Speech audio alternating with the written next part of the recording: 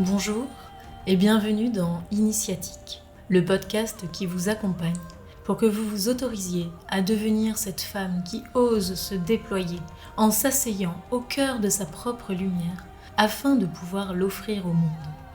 Je m'appelle Julie Edzemé et depuis plus de 10 ans, je suis facilitatrice de cercles de femmes et thérapeute travaillant avec le subtil. Et le prisme que je vous propose ici pour y parvenir sera d'apprendre à observer et à traverser la vie comme étant une véritable expérience initiatique en continu.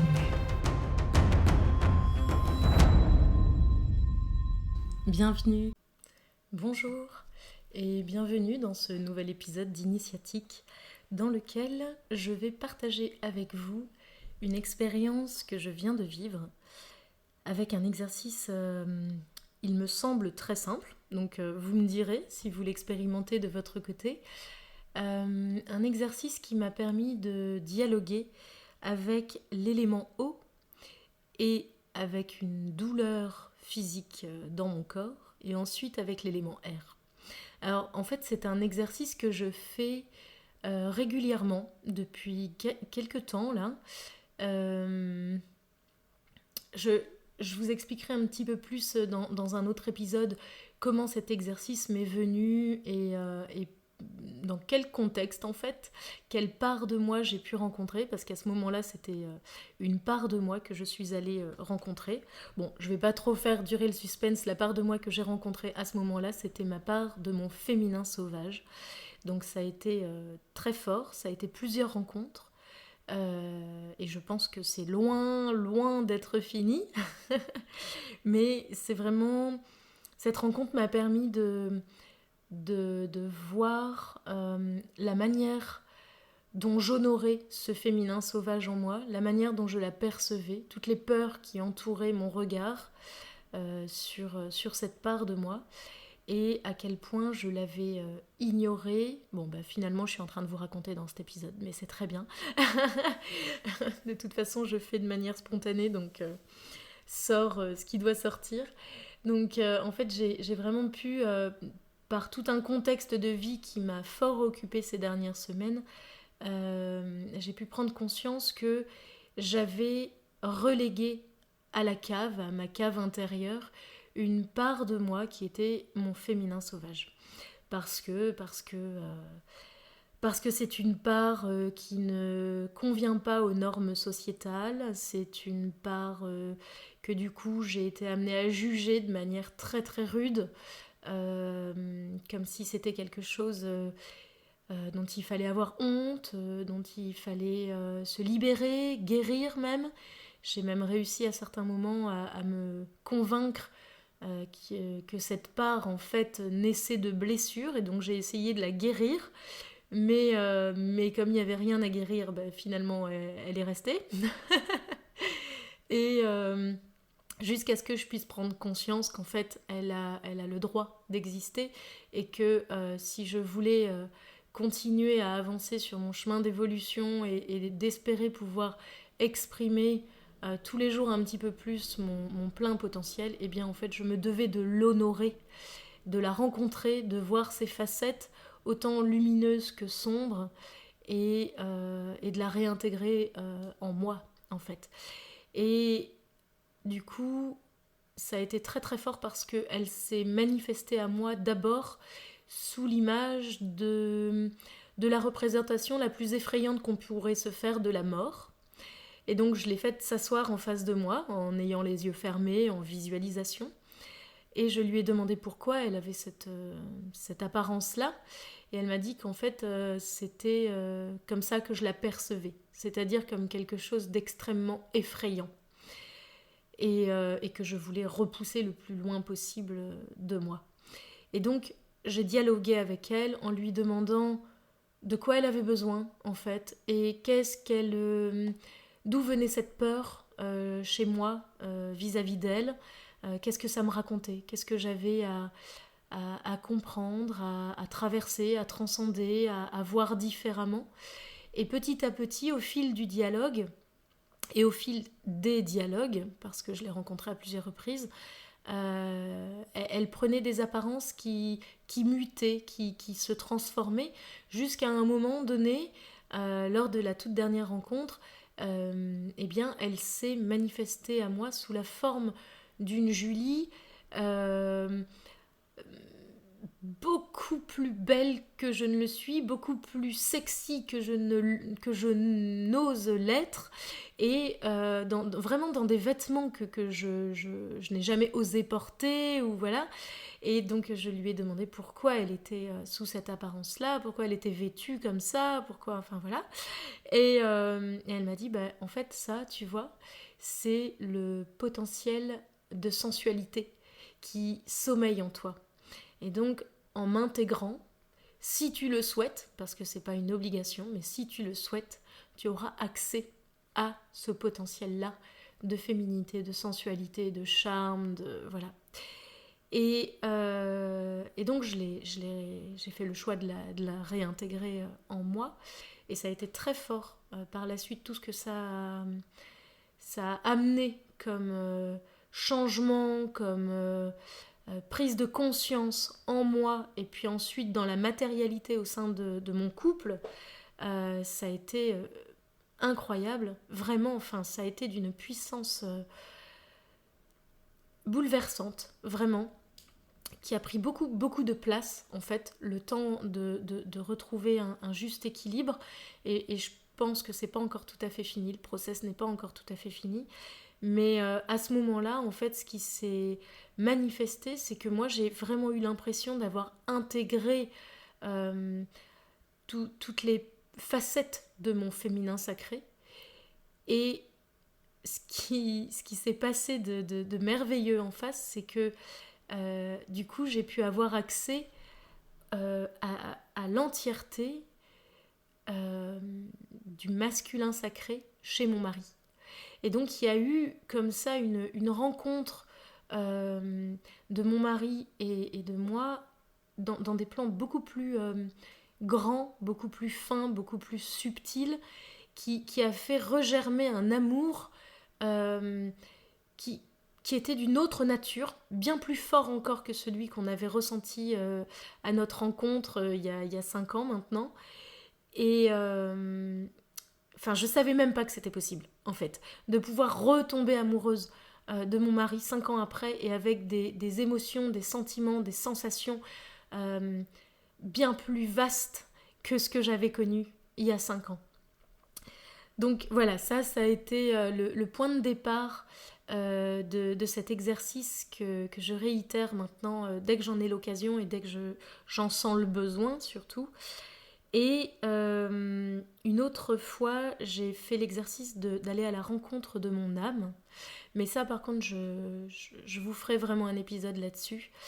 Parce que là aussi, c'était vraiment très beau, très, très fort, très subtil dans la représentation qu'a pris mon âme, dans les messages qu'il m'a transmis. Enfin bon, voilà. Et ce matin, j'étais en mode repos.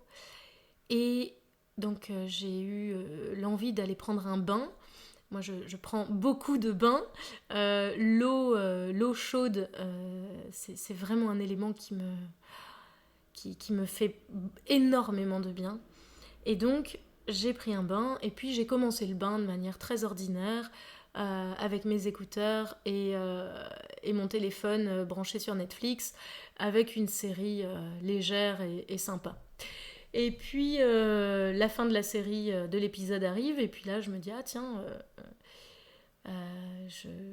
j'en commence un autre ou pas.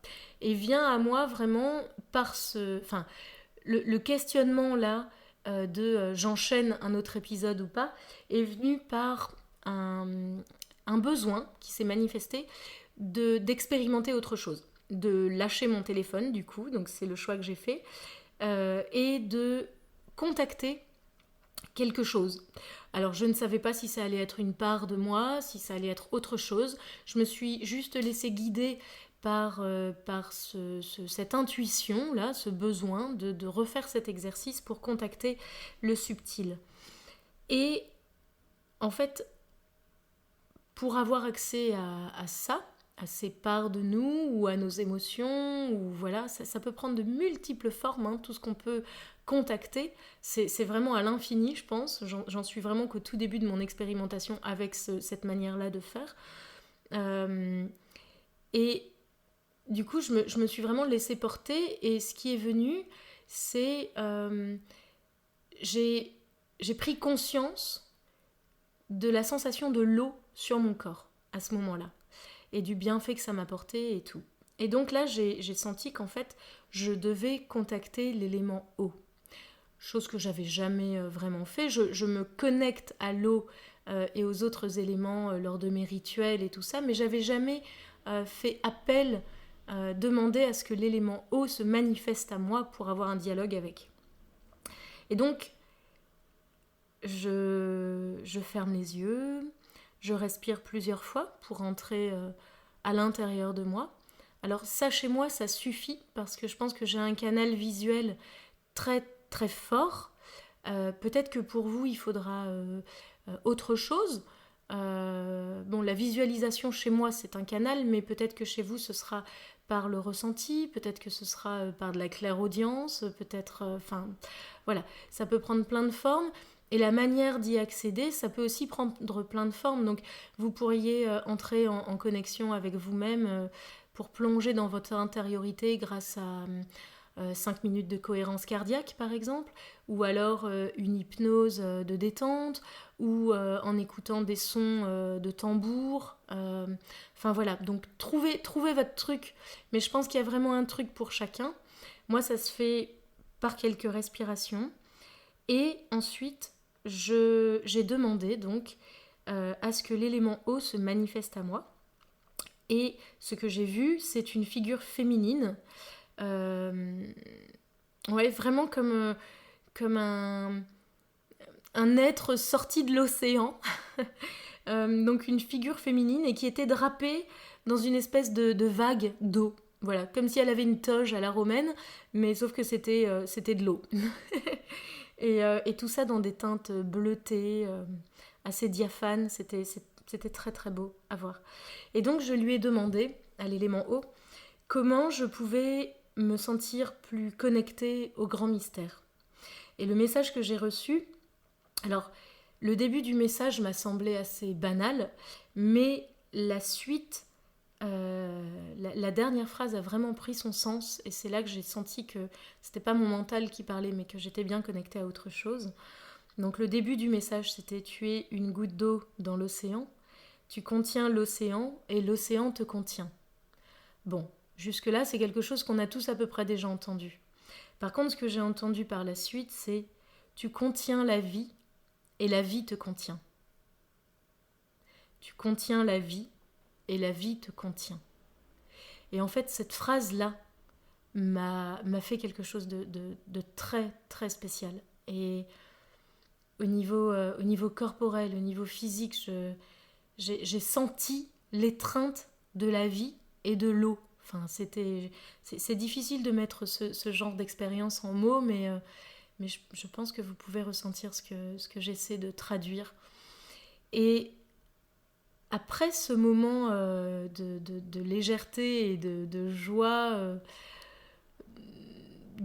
plus large que la joie ordinaire, on va dire, eh bien, j'ai ressenti une grosse douleur au niveau de l'estomac, comme une lourdeur, vraiment, j'avais vraiment mal à l'estomac. Et du coup, là, je me suis dit, ok, je vais contacter cette douleur.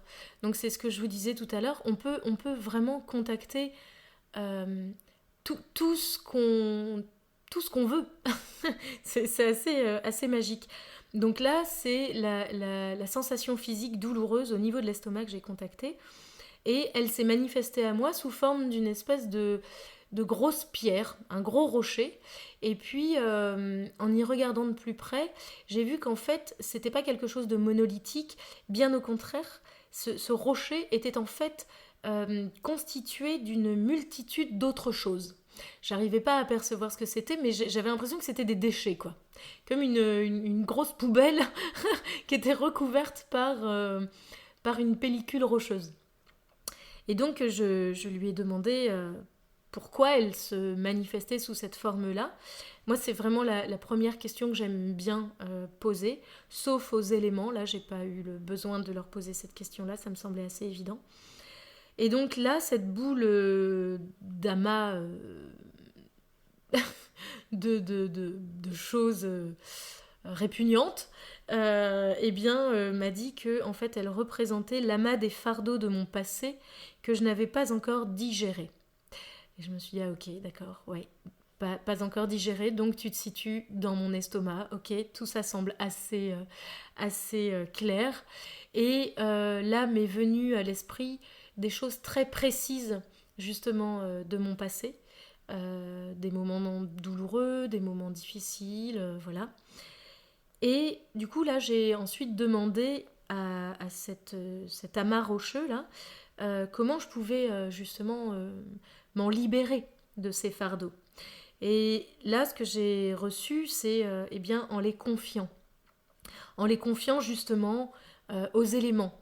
Et que c'était pour ça que j'avais ressenti cette invitation à me connecter à l'eau et par la suite à l'air. Et que cette boule douloureuse se manifestait dans ce contexte pour ce besoin bien précis et que venait à moi le problème et la solution en même temps, vous voyez, comme dans la nature.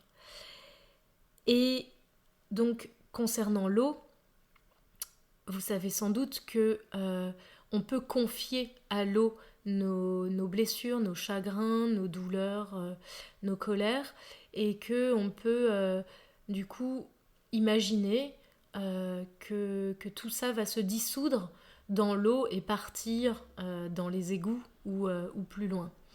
Et donc là, c'est ce que j'ai fait. J'ai demandé à l'eau de m'aider à dissoudre ça. Et donc, c'est ce qui s'est produit. J'ai senti qu'il y avait comme un ramollissement. Alors, c'est pas parti, parce que la sensation douloureuse est quand même restée, mais j'ai senti que ça se ramollissait. Vous voyez, que ça devenait plus, ouais, plus friable, plus petit. Et à ce moment-là, j'ai ressenti le besoin de chanter un mantra. Je me connecte beaucoup aux énergies des mantras. Et là, c'était un mantra que je chante beaucoup en ce moment parce que je sens que c'est l'invitation de la vie qui m'est faite en ce moment d'apprendre à lâcher le contrôle, à lâcher l'illusion de maîtriser ma vie et au contraire de me laisser porter par le chant de mon âme, de me laisser porter par les instructions de mon âme, au lieu de vouloir faire avec ma petite tête et mes petits bras. Et donc ce chant, je vais vous le chanter juste pour que vous le resituez, mais vous pouvez le trouver sur YouTube et sur Spotify aussi. Et il est merveilleux, je trouve. Et donc c'est un chant en anglais. Et j'ai ensuite eu le besoin, pour intégrer beaucoup plus le message, de traduire ce mantra en français. Et donc je l'ai chanté en français. Et donc en anglais, ça donnait I release control and surrender to the flow of love that will heal me. Et en français, du coup, ça donnait quelque chose comme je me libère du contrôle et je m'abandonne au flot de l'amour. Seul ça me guérit. Voilà. Alors, désolée pour les fausses notes, hein, c'est quelque chose qui m'a été donné tout à l'heure. Je ne l'ai pas beaucoup chanté, donc l'air n'est pas superposé, mais c'était quand même l'idée de partager ça avec vous, c'était de voir ce que ça pouvait faire résonner en vous et peut-être aussi de vous inspirer quand on chante des chants comme ça. Moi j'ai beaucoup de mantras en anglais ou en espagnol, et bien là c'est la première fois que je ressens le besoin de les traduire en français. Et en fait, je crois que ça peut être important parce que c'est ma langue maternelle, c'est peut-être la vôtre aussi. Et donc, il y a une signature énergétique dans chaque langue et ça peut nous parler dans une langue étrangère, mais de le ramener en français, ce matin, j'ai senti que ça venait percuter beaucoup plus profondément mes cellules. Donc voilà, à vous de tester pour d'autres mantras si ça vous dit. Euh, et en fait, ce que j'ai ressenti en chantant ce mantra pendant plusieurs minutes, hein, ça a été quand même assez long. J'ai essayé de m'abandonner pleinement à mes sensations au moment où je chantais. J'ai eu la sensation en fait de faire une offrande à l'air en chantant. Euh, Évidemment parce que quand on chante, on utilise les vibrations de l'air, mais en plus parce que c'était assez merveilleux parce que j'étais enfoncée dans la baignoire. Et donc j'avais une acoustique qui était extraordinaire. Franchement, l'eau plus l'enceinte de la baignoire faisait quelque chose, une réverbération qui était... Enfin, c'était magique, quoi. Donc ça m'a permis de prendre conscience qu'en fait, là, j'étais en train de faire une offrande à l'air. Et donc d'amener à ma conscience le besoin d'appeler l'élément air. Donc c'est ce que j'ai fait. J'ai exprimé intérieurement, toujours les yeux fermés, l'invitation à l'élément air de se manifester. Et ça a duré 2 secondes, hein, tout ça. J'étais dans l'expectative de voir sous quelle forme l'élément air allait se manifester.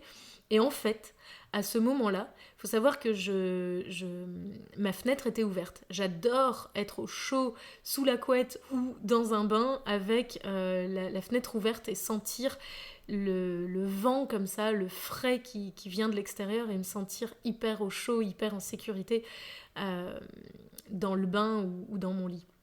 Et donc ma fenêtre était ouverte. Et alors que j'entendais le vent jusque-là, eh bien à ce moment-là, mais vraiment à ce moment-là précis, il y a eu une bourrasque de vent qui ne s'est pas présentée ni avant ni après ce moment-là, mais vraiment une grosse bourrasque qui a fait teinter les volets et qui a fait claquer la porte de la salle de bain. Et donc là, je me suis dit, ok, bon, bah c'est chouette. Donc l'élément air s'est bien manifesté. Merci à toi de ta présence, de m'honorer de ta présence. Et du coup, je lui ai posé la même question d'abord qu'à l'eau, concernant ce souhait que j'ai de pouvoir vivre un jour ce que j'appelle un éveil, c'est-à-dire un sentiment, une expérience profonde et j'espère durable d'un éveil de conscience me reliant profondément au grand tout. Parce que j'ai des moments comme ça, mais c'est plus des moments d'extase, de grâce qui s'évanouissent par la suite. Et voilà, donc j'en appelais à savoir comment je pouvais me connecter à... Enfin, faire cette expérience de manière beaucoup plus durable. Que ce soit pas juste une expérience, en fait, que ce soit un état d'être.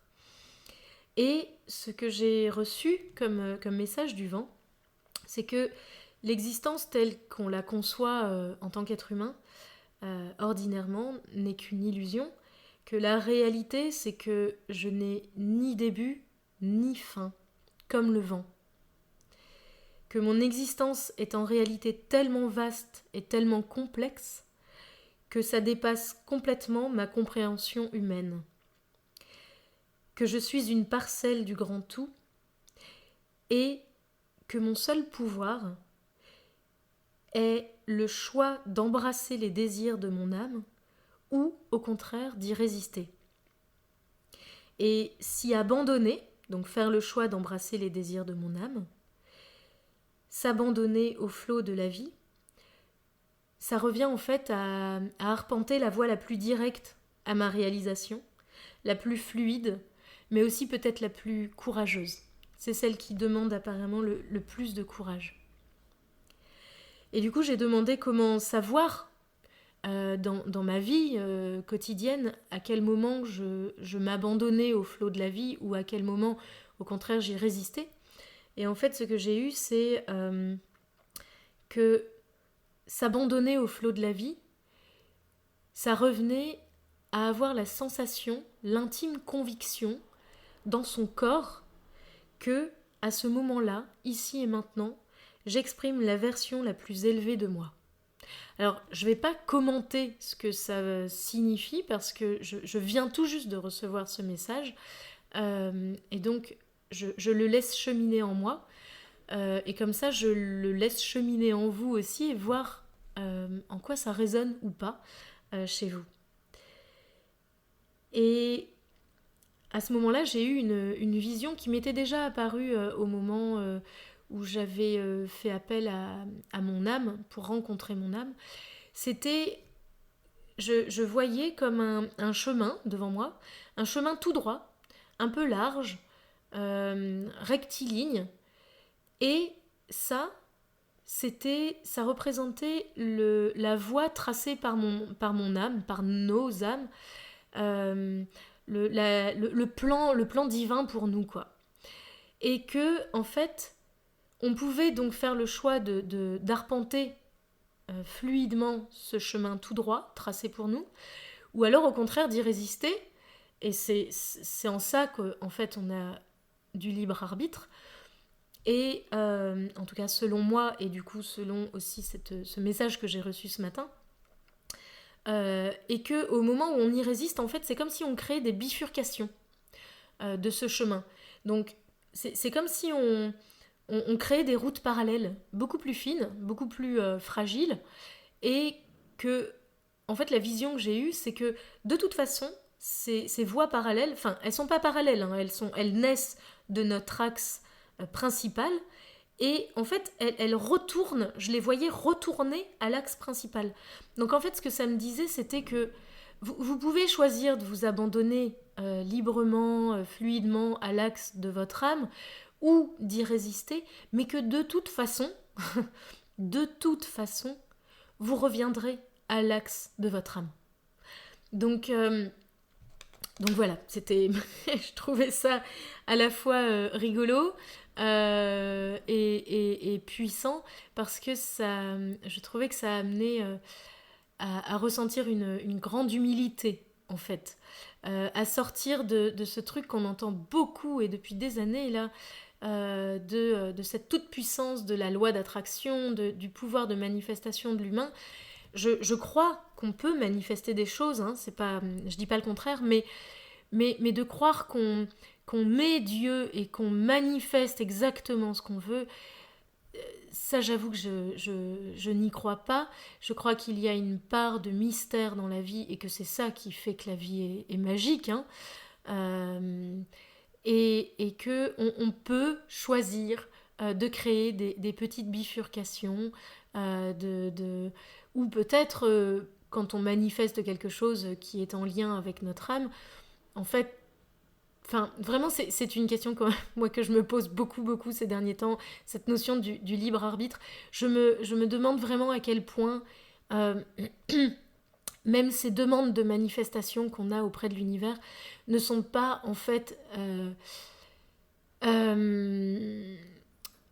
amenées, commandées, voilà, pardon, ne sont pas en fait commandées par notre âme. Et que nous, on interprète ça comme étant une volonté interne, personnelle, mais qu'en fait, ça vient de bien au-delà de nous, et que même là, on est en fait seulement un instrument de notre âme qui croit avoir une aisance, une vie à part entière, mais qu'en fait, on reste connecté au grand dessein divin. Enfin voilà, moi ça me fait beaucoup rire en ce moment, cette notion de toute puissance de l'humain et de son libre arbitre. Mais peut-être qu'un jour je changerai de regard là-dessus. En tout cas, c'est celui que j'ai et qui prend corps de plus en plus dans mon expérience et puis dans les messages que je reçois. Donc voilà, et donc toutes ces petites bifurcations, là, ces petites boucles qu'on fait, qui partent du chemin d'axe de notre âme et qui reviennent, sont en fait nos résistances. Et même là, en fait, ce que je ressentais ce matin, c'est que même ces résistances, en fait, elles sont parfaites. Tout est absolument parfait. Sur Terre, il n'y a absolument rien qui... Ouais, c'était ça, c'était le message du vent. C'est chouette parce que de vous en parler, ça me revient. Je ne l'ai pas noté, ça. Mais qu'il n'y a sur Terre ou dans notre existence, il n'y a pas d'un côté ce qui serait parfait et émanant du divin, et puis d'un autre côté des choses complètement absurdes, émanant d'un hasard chaotique et qui ne seraient pas du coup divines. En réalité, tout est divin. Et quand on se replace dans cette perspective-là, alors on est capable de tout embrasser et de devenir l'eau et de ne s'accrocher à rien et de devenir le vent pour simplement balayer ce qui n'a plus lieu d'être sur notre chemin et de se laisser porter en fait. Donc voilà, tout est absolument parfait. Et donc même ces fameuses résistances qu'on émet ne viennent pas réellement de nous en tant que nous, en tant que moi, petite Julie. Je suis pas dotée de cette capacité de création telle que je vais créer une résistance. Je ne crois pas. Je crois que les résistances naissent de tout notre héritage transgénérationnel, karmique, du poids du collectif issu de la société dans laquelle on est né, dans laquelle on vit. Enfin, on est tellement un amas de conditionnement que je crois qu'il est complètement fou, en fait, de croire qu'il n'y a que notre volonté complètement pure de résister à la vie. Enfin, vraiment, c'est vraiment quelque chose, ça aussi, qui me fait sourire maintenant et qui m'amène à avoir beaucoup plus de légèreté par rapport à la vie et à me dire, ok, en fait, tout ce que j'ai à faire, c'est à m'abandonner parce que je ne contrôle rien. Je peux, si la vie veut bien me le permettre, poser mon regard sur telle ou telle blessure ou telle difficulté dans ma vie ou telle facette lumineuse ou don à exprimer ou voilà. Mais en fait, si la vie n'a pas ouvert cette brèche au niveau de mon inconscient, je n'y ai pas accès. Et même quand on fait le choix, soi-disant, comme moi tout à l'heure, d'être dans mon bain et puis de me dire « Ah, je vais inviter l'eau et l'air à se manifester à moi », en fait, même ça, on ne peut pas être sûr que ça émane uniquement de nous. Vous voyez ce que je veux dire ? Même ça, pour moi, c'était une invitation de la vie. Donc en fait, j'ai juste répondu à l'appel de la vie. C'est tout. Et je crois qu'on n'a que ça à faire.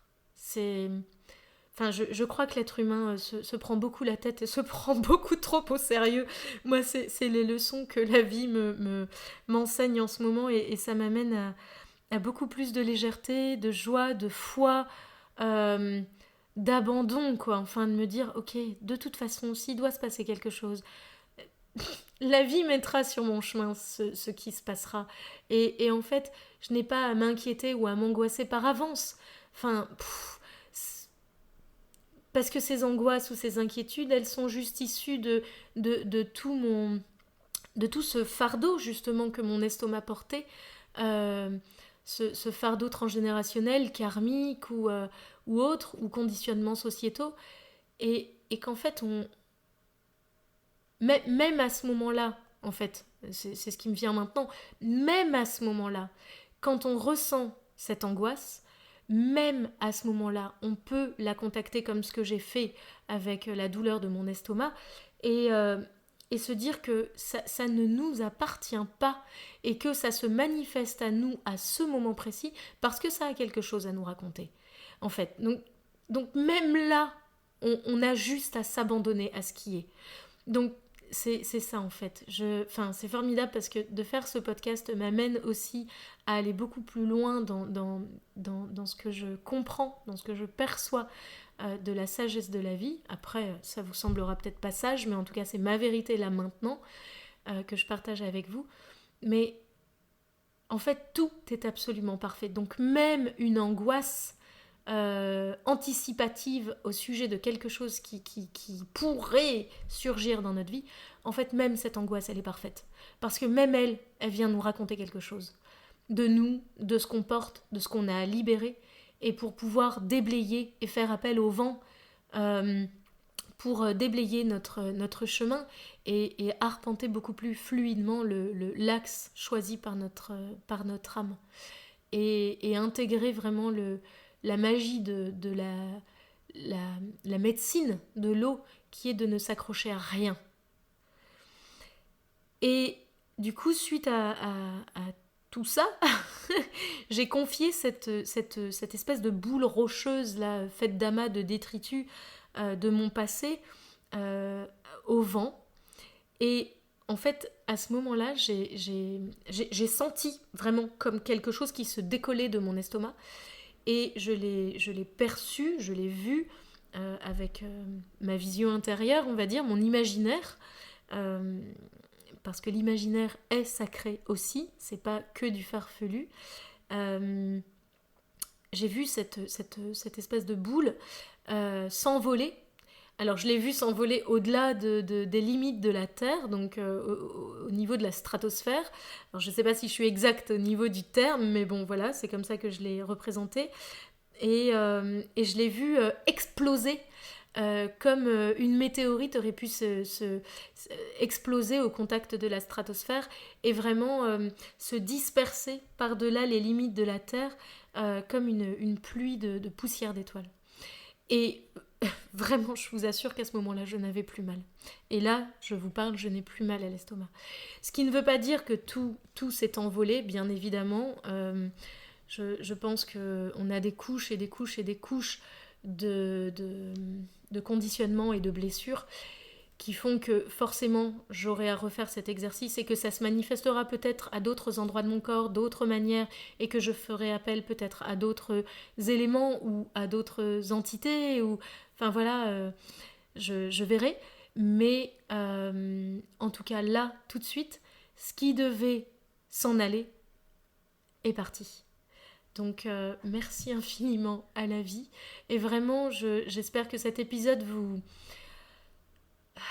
permettra vous aussi d'arpenter la vie telle que je l'arpente là maintenant, ce qui est vraiment vraiment nouveau, hein. Parce que j'étais plutôt d'une nature à m'accrocher, à m'angoisser, à chercher à me rassurer, enfin voilà. Et là c'est vraiment l'invitation que la vie me fait de vivre avec une autre conscience de ce que l'existence propose. Et j'espère vraiment que ça vous inspirera vous aussi pour vous libérer de tout ça et d'accueillir tout ce qui est comme étant parfait et divin. Absolument tout ce qui se présente est divin. Même vos parts d'ombre, même vos... Enfin, voilà. Je vais m'arrêter là parce que je pense que je vais me répéter, mais c'est... La vie est parfaite. Je vous remercie pour votre écoute. À tout bientôt dans un autre épisode. Au revoir.